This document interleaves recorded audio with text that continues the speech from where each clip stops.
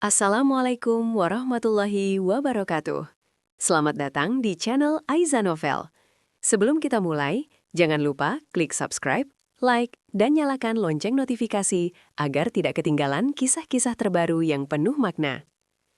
Hari ini kita akan memasuki kisah berjudul Cinta Kedua Setelah Hijrah, Bab 1, Klinik Kecil di Ujung Jalan. Mari kita mulai ceritanya. Pagi itu, udara masih lembab oleh sisa hujan malam. Jalanan kecil di ujung perumahan tampak setengah basah, dengan genangan kecil yang memantulkan langit abu-abu pucat. Di antara deretan ruko yang catnya mulai pudar, berdiri sebuah bangunan 2 lantai dengan papan nama sederhana. Klinik Pratama Sejahtera. Tidak ada lampu neon mencolok, hanya tulisan hijau tua di atas latar putih yang mulai menguning, dengan pot-pot kecil di samping pintu kaca. Naila berdiri di depan pintu itu, menarik nafas panjang. Jilbab syar'i warna mocha yang ia kenakan jatuh rapi hingga menutup dada, sedikit kontras dengan seragam perawat putih yang baru saja ia ambil dari penjahit seminggu lalu. Di tangan kirinya, sebuah das jinjing coklat berisi bekal, map hijau dan selembar kertas fotokopi ijazah. Di tangan kanan, ia menggenggam ponsel yang layarnya menampilkan satu pesan terakhir dari sebuah kontak bernama Bunda Kos. Aira sudah sarapan, Nak. Tenang saja, dia masih tidur lagi habis subuh. Bismillah, semoga dilancarkan kerja pertamanya Bunda Aira hari ini. Sudut mata Naila terasa panas. Ia buru-buru mengedip, takut riasan tipis di wajahnya luntur sebelum sampai ke dalam. Bismillahirrohmanirrohim, bisiknya pelan. Ya Allah, izinkan aku cari rezeki halal, jaga hatiku, jaga kehormatanku, dan jaga Aira. Ia menyelipkan ponsel ke tas, merapikan sedikit ujung manset seragamnya, lalu mendorong pintu kaca pelan-pelan. Suasana di dalam klinik belum terlalu ramai. Bau khas antiseptik bercampur wangi kopi hitam yang baru diseduh. Di sisi kiri, 4 kursi plastik biru berderet. Di sisi kanan, meja resepsionis dengan komputer tua dan tumpukan kartu berobat. Di belakang meja itu, seorang perempuan bertubuh agak berisi sedang memegang cangkir. Oh, kamu Naila ya? Perempuan itu meletakkan cangkir dan tersenyum lebar. Masya Allah, rapi sekali jilbabnya. Saya Rani, admin di sini. Naila membalas senyum, melangkah mendekat. Iya Bu, Mbak Rani saja ya, saya Naila. Ia menyodorkan map hijau. Katanya hari ini mulai masuk, tapi saya belum tahu jadwal pasti. Rani mengangguk sambil menerima map itu. Iya, sudah diinfo sama dokter. Jawabnya sambil membuka map dan melirik sekilas. Nanti dokternya yang jelaskan jam kerja sama pembagian tugas. Untuk sementara, kamu duduk dulu saja di sini. Naila melirik kursi di belakangnya, tetapi Rani justru menggeser sedikit kursinya sendiri. Sini, duduk di samping saya dulu. Kalau pasien datang, kamu lihat-lihat saja dulu alurnya. Nanti lama-lama terbiasa. Naila duduk dengan hati-hati, menjaga agar jilbabnya tetap rapi. Di balik kaca depan, ia melihat kendaraan mulai lewat satu persatu. Sebuah motor metik berhenti, menurunkan ibu muda yang menggendong balita. Mereka masuk beberapa menit kemudian, memecah keheningan. Pagi, Bu. Sapa Rani ramah. Mau periksa siapa? Naila mengamati. Bagaimana Rani bertanya, menulis di buku, menyerahkan nomor antrian. Semua tampak otomatis, seperti sudah dilakukan berulang-ulang. Biasanya ramai, Mbak? Tanya Naila pelan di sela-sela jeda. Ramai kalau jam pulang kantor atau malam, jawab Rani sambil mengetik di komputer. Pagi-pagi gini lumayan santai. Nanti kalau hari Sabtu, bisa kayak pasar. Ia terkekeh kecil. Apalagi kalau ada dokternya full. Naila menangkap kata itu. Ada dokter lain selain dokter. Siapa ya pemilik klinik ini? Dokter Fadli. Rani menatap layar sebentar, lalu melirik Naila. Pemilik sekaligus dokter utama di sini. Sebenarnya ada satu dokter jaga lagi, tapi gantian. Nanti kamu juga bakal sering ketemu dokter Fadli. Nama itu terdengar asing tapi cepat menancap di kepala Naila. Orangnya baik, tegas, dan ya agak kaku sih. Lanjut Rani. Suaranya merendah seperti mau gosip, tapi menahan. Tapi belakangan ini lumayan beda. Sering bolak-balik pengajian.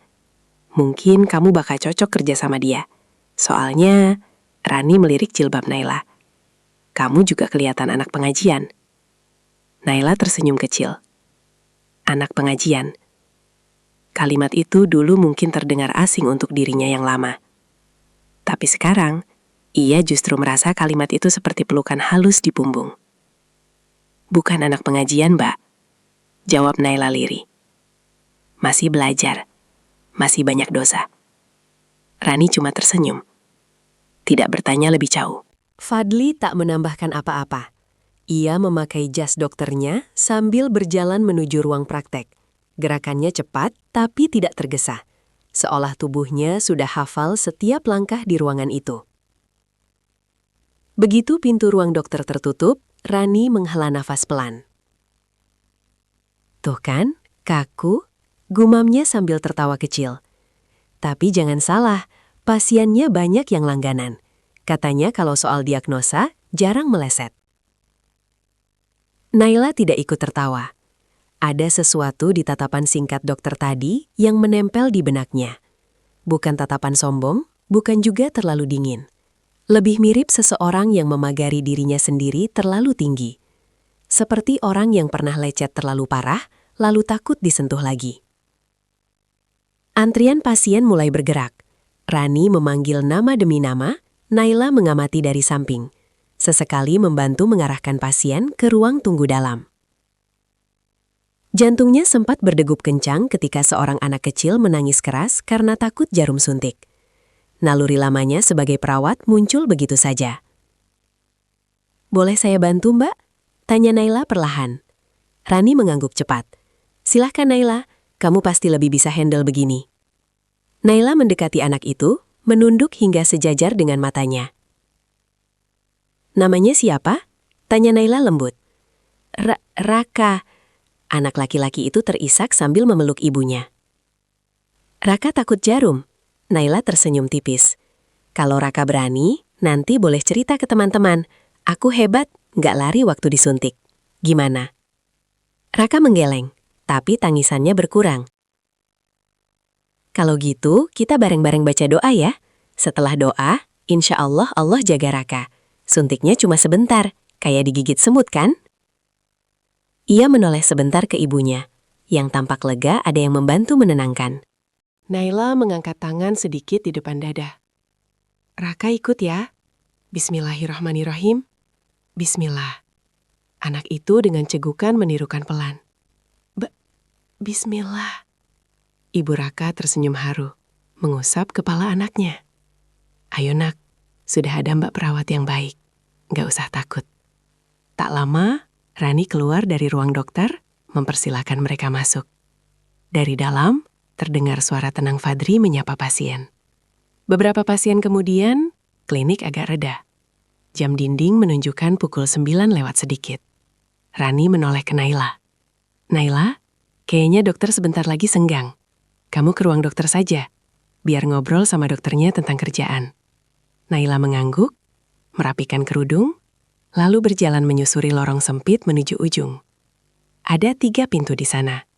Ruang obat, ruang tindakan kecil. Tok-tok. "Silahkan." Suara Fadli terdengar dari dalam. Naila membuka pintu dengan hati-hati. Ruang itu tidak luas, tapi tertata rapi.